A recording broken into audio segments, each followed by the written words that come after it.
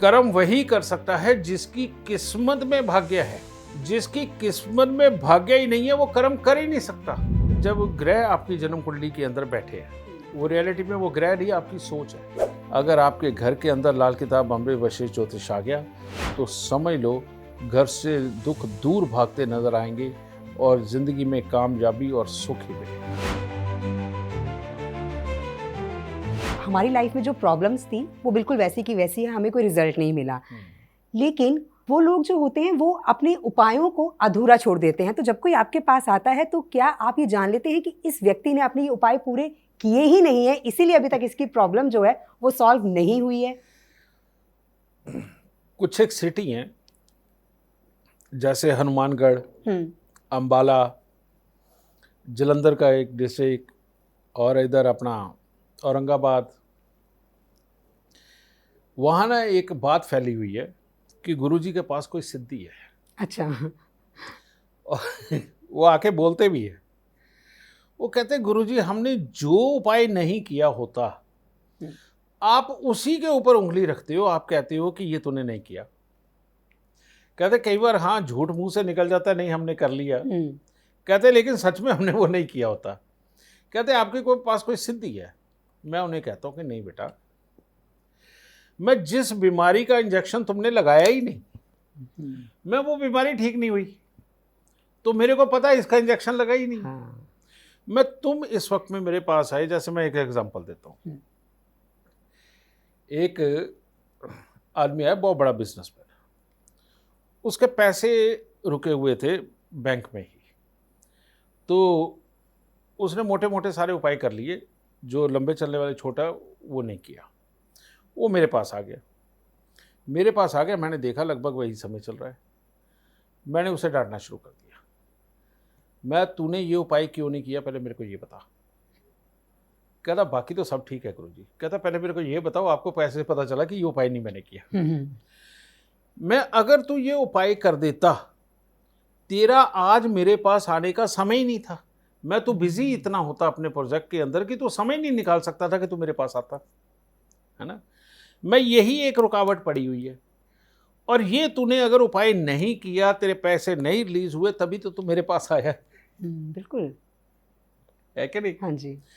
तो रजी ये ऐसा हो चुका है कि जैसे मुझे पता है कि आपकी तरक्की में कौन रूड़ा है, आपकी जो भाग्य की स्वच्छ पानी की नाली बह रही है उसको किस पत्थर ने रोका हुआ है, और मेरे लिए वो बड़े से बड़ा पत्थर एक हल्के फूल की तरह है। अगर आपने उपाय कर दिया उसे आप ही उठा करके अलग कर दोगे और भाग्य का यह साफ पानी बह निकलेगा, यह गंगा बह निकलेगी।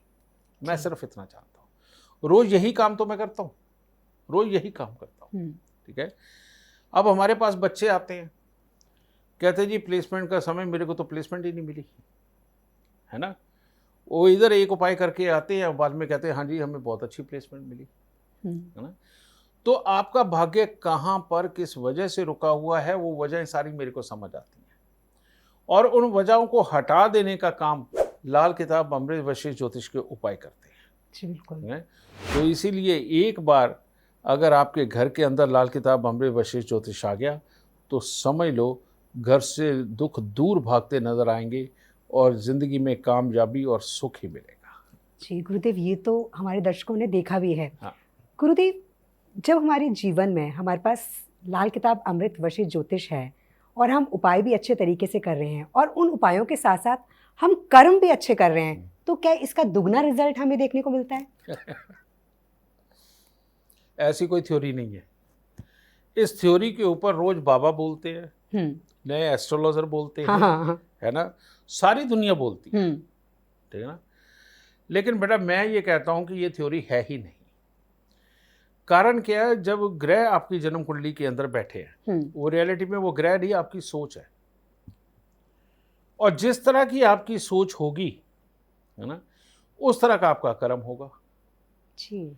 और जिस तरह का आपका कर्म होगा उस तरह का रिजल्ट होगा, है ना। तो मुझे तो पहले खराब कुंडली वाला अच्छी सोच सोच के दिखा दे, और जिसकी सोच ही अच्छी नहीं होगी उसका कर्म कहाँ से अच्छा होगा। बिल्कुल सही बात। चलो मैं कहता हूँ आपके घर पे एक इंसान है जो सबको तोड़ तोड़ के फेंकता है, खुद आलसी है, निकम्मा है, रोज दारू पी के सो जाता है, समझ गए, आप उससे अच्छे कर्म करवा के दिखा दो, मैं मान जाऊंगा। लेकिन जो घर के अंदर अच्छे कर्म कर रहा है उससे बुरा कर्म करवा के दिखा दो, मैं मान जाऊंगा वो बुरा करेगा ही नहीं और वो अच्छा करेगा ही नहीं। क्या है? अपनी कुंडली। ये बेटा जिस वक्त ये खुलासे वाला ज्योतिष नहीं था कि जिसके अंदर इतनी रिसर्च हो चुकी है कि हम यहाँ तक पहुँच चुके हैं, तब तक मन को भरमाने के लिए ये ख्याल अच्छा है, ये ऐसा शब्द रहा है। समझिए ना कि आप अच्छे कर्म करो, सब परमात्मा अच्छा करेगा। अरे अच्छे का मतलब क्या है? रोज जाके कहीं नाक रगड़ के आना, दुआ मांग के आना, ये अच्छा कर्म है? रोज जाकर के अपने दुख दूर करने के लिए मन चाहा कुछ भी बांट के आना है, ये अच्छा कर्म है? नहीं है? किसी रिश्तेदार को पैसे देके फंस जाना, ये क्या अच्छा कर्म है? हैं? आप जिस भाई बहन की मदद कर रहे हो बाद में उसी से जूते खा रहे हो, ये अच्छा कर्म है? ये अच्छा ही तो किया था। लेकिन हम लाल किताब अमृत में लिख के देते हैं कि ये वाला काम करेगा, ये मददें करेगा तो जूते खाएगा। हम ये कहते हैं और उसके अंदर लिखा होता है कि किन दिनों में कितनी मात्रा में पूजा करनी है, करनी भी है कि नहीं करनी है। समझिए ना। तो राजे प्रैक्टिकल होना पड़ेगा लाल किताब अमृत वशिष्ठ ज्योतिष को पास में रखने के लिए। समझिए ना। तो हमें इतना पता है कि जिस तरह का वक्त चल रहा है उस तरह की सोच, उस तरह का कर्म चलता है जी। कोई इंसान इसको बदल सके मैंने अपने जीवन काल में नहीं देखा। हाँ, जब मेरे को ये वाला ज्योतिष नहीं आता था जो मेरे को आ जाता है, तब मैं भी लोगों को एक ही बात बोला करता था, भाई अच्छे कर्म करो तभी भाग्य साथ देगा, है ना। लेकिन आज मैं लोगों को ये बोलता हूँ कि ये उपाय करो तब भाग्य साथ देगा, क्योंकि उपाय से जब ग्रह की ऊर्जा, बुरे ग्रह की ऊर्जा हटती है, अच्छे की सामने आती है, बेटा अपने आप अच्छी सोच हो जाती है, अपने आप अच्छे कर्म होने लगते हैं। कहते हैं ना, कर्म और भाग्य एक गाड़ी के दो पहिए हैं। हाँ जी। एक पंचर हो जाए तो नहीं हिलेगा, ये बात सत्य है। कर्म वही कर सकता है जिसकी किस्मत में भाग्य है। जिसकी किस्मत में भाग्य ही नहीं है वो कर्म कर ही नहीं सकता।